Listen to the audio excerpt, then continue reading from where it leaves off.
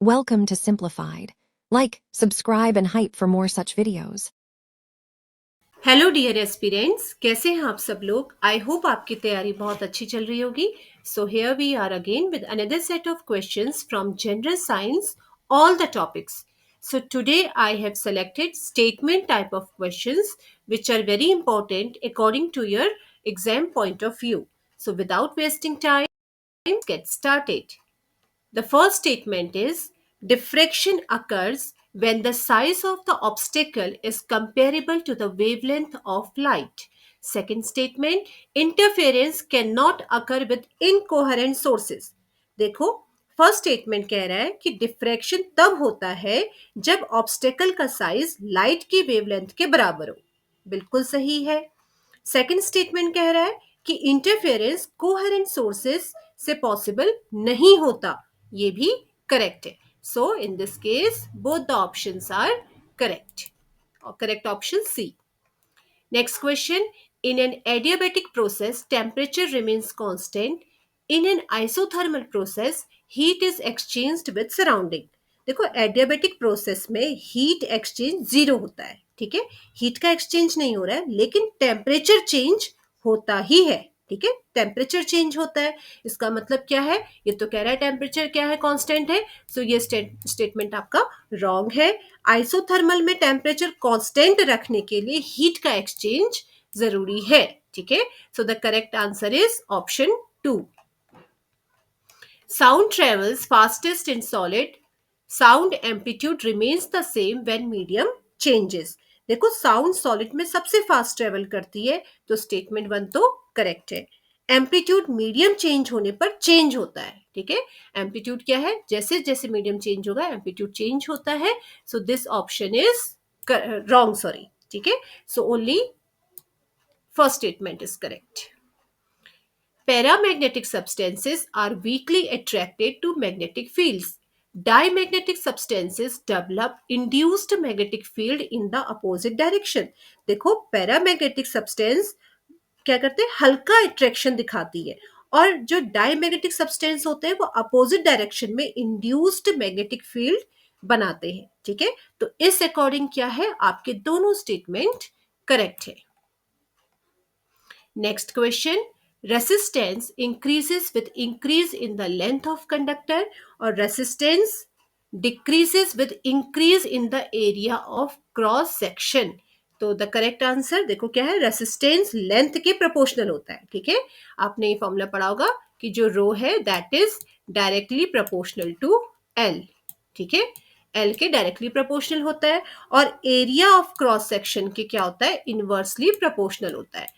तो आप इस रिलेशन से समझ सकते हो कि अगर आपकी लेंथ इंक्रीज हो रही है, ठीक है, तो आपका रेसिस्टेंस भी इंक्रीज होगा.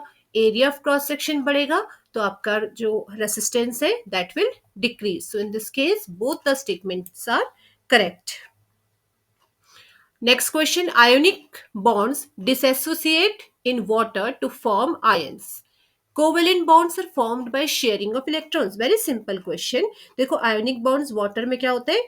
डिसोसिएट होते हैं. उससे क्या करते हैं? डिसोसिएट होके आयन बनाते हैं. ठीक है, जैसे आपका H2O है तो H और OH आयन में अलग अलग हो जाता है, H पॉजिटिव और OH नेगेटिव आयन्स में. ठीक है, वैसे आपको ये अच्छी से पता होगा कि H plus OH negative ions में क्या हो जाते हैं?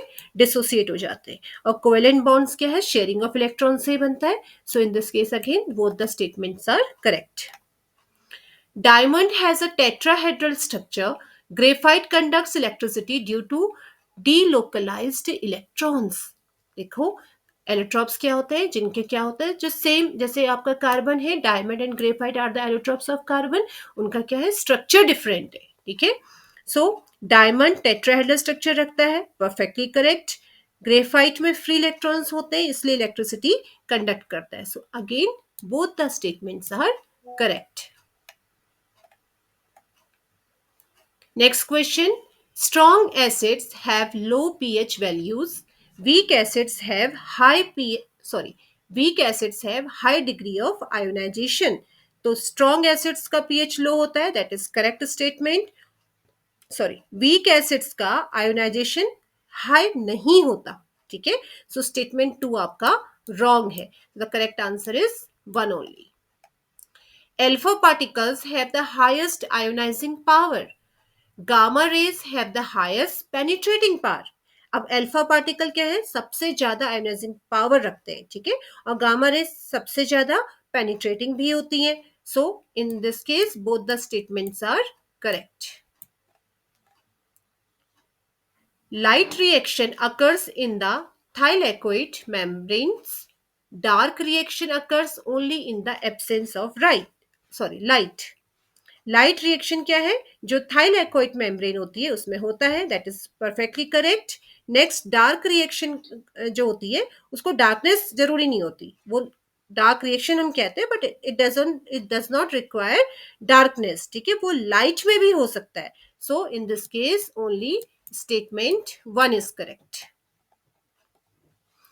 Insulin decreases blood sugar level, glucagon increases blood sugar level. देखो, वैसे बहुत इजी क्वेश्चन है, बट कभी क्या होता है कि प्रेशर में हमें दोनों चीजें सेम लगती है, कंफ्यूजिंग लगता है, ठीक है. तो कंफ्यूज नहीं होना है, क्योंकि हमने इतनी अच्छी तैयारी तो कर ली है कि बस अपने पे कॉन्फिडेंस रखना है. सो इंसुलिन क्या है, ब्लड शुगर को कम करता है, और ग्लूकागन शुगर लेवल को बढ़ाता है. तो दोनों स्टेटमेंट यहाँ पे क्या है, करेक्ट है. DNA replication occurs during the S phase of the cell cycle, and mRNA transfers genetic information from the nucleus to the ribosomes. So again क्या है, यहाँ पे दोनों स्टेटमेंट सही है, ठीक है, क्योंकि क्या है, जो RNA है वो जेनेटिक कोड क्या करती है, न्यूक्लियस से राइबोसोम तक ले जाती है, ठीक है. So in this again both the statements are correct. Human eye से rod cells help in vision under dim light, ठीक है. रॉड्स एंड कोन्स होती हैं, तो रॉड्स कहाँ पे काम करती हैं, डिम लाइट में, और कोन्स क्या है, वो आपके कलर विजन में हेल्प करते हैं, ठीक है, जो कोन सेल से कलर विजन के लिए होती है. So both the statements are 100% correct. Blood group AB is universal recipient. Blood group O is universal donor. Yes, both the statements are correct. Very simple question. Producers convert solar energy into chemical energy. Energy transfer across trophic levels is 100% efficient. जो producers है वो sunlight को chemical energy में convert करते हैं, ठीक है, ठीक हो गया. नेक्स्ट, एनर्जी ट्रांसफर क्या है, वो कह रहा है कि 100% एफिशिएंट है, जबकि एनर्जी ट्रांसफर कभी भी 100% एफिशिएंट नहीं होता. So the correct option is A only. Ozone absorbs ultraviolet B and UVC radiation, ठीक है. Second option, chlorofluorocarbons CFCs deplete the ozone layer. So very simple question. Both the statements are correct, both 1 and 2. Mercury has almost no atmosphere. Venus has the highest surface temperature among all planets.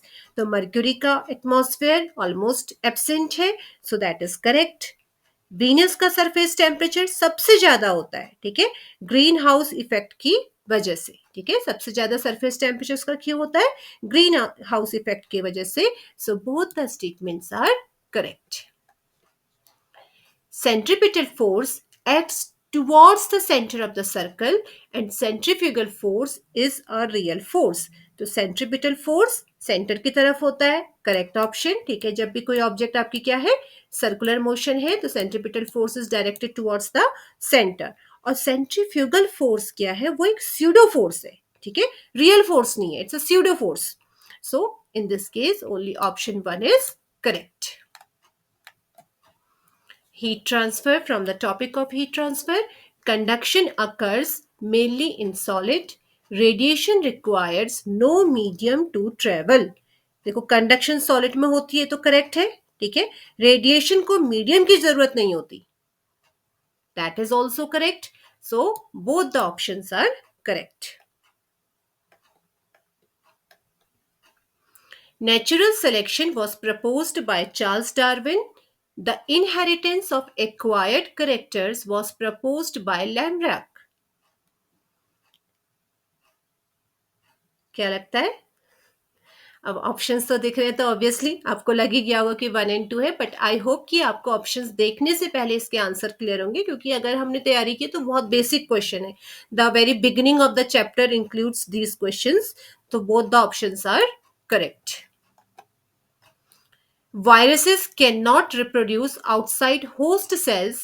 Bacteria can reproduce independently. देखो, virus host के बाहर reproduce नहीं कर सकते, correct statement. Bacteria independently reproduce कर सकते हैं, that is also correct. So both the statements are correct. Metal oxides are generally basic. Non-metal oxides are generally acidic. Yes, metal oxides जैसे आपके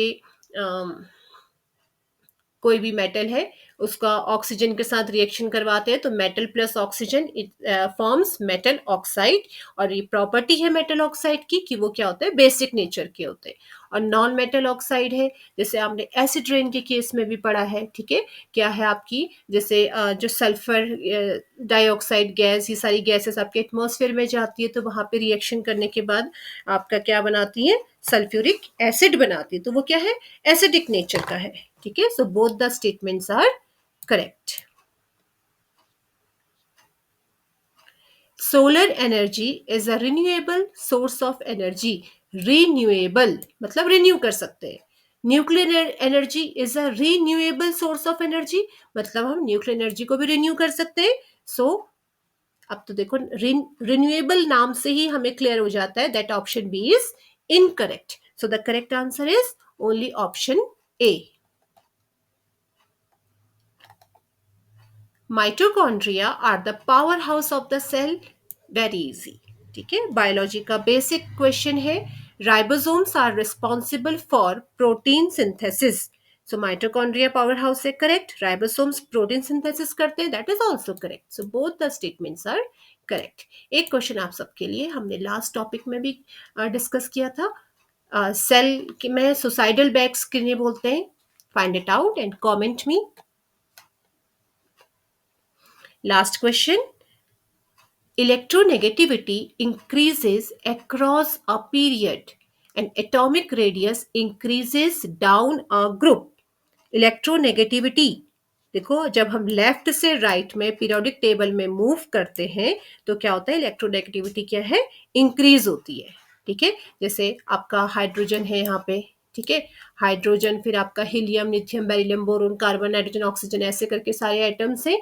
लेकिन क्या है, जब हम लेफ्ट टू राइट मूव करते हैं तो इनकी इलेक्ट्रोनेगेटिविटी क्या होती है, इंक्रीज होती है. नंबर ऑफ इलेक्ट्रॉन्स जितना वो रिसीव करते हैं दैट इंक्रीजेस. और एटॉमिक रेडियस इंक्रीज होता है, क्योंकि यहाँ पे आपका क्या है, एटॉमिक रेडियस 1 सेल आ जाते हैं, फिर 2 सेल के और के एल सेल आ जाएंगे, फिर के एल एम सेल आ जाएंगे. Means number of shell is increasing, that means atomic radius is increasing. ठीक है, so both the statements are correct. So these were today's questions. I hope कि आपको सारे क्वेश्चंस के आंसर बहुत जल्दी आ रहे होंगे. If you are scoring 22, between 22 to 25, that means you are at a very good stage. और ज़्यादा कुछ मुश्किल नहीं है, ऐसा कुछ टफ है नहीं. You all are practised, you all have practised enough. I hope कि आपका एग्जाम बहुत अच्छा जाएगा. सो मिलते हैं नेक्स्ट वीडियो में और अच्छे बेहतर क्वेश्चंस के साथ. Thank you, bye bye, good luck.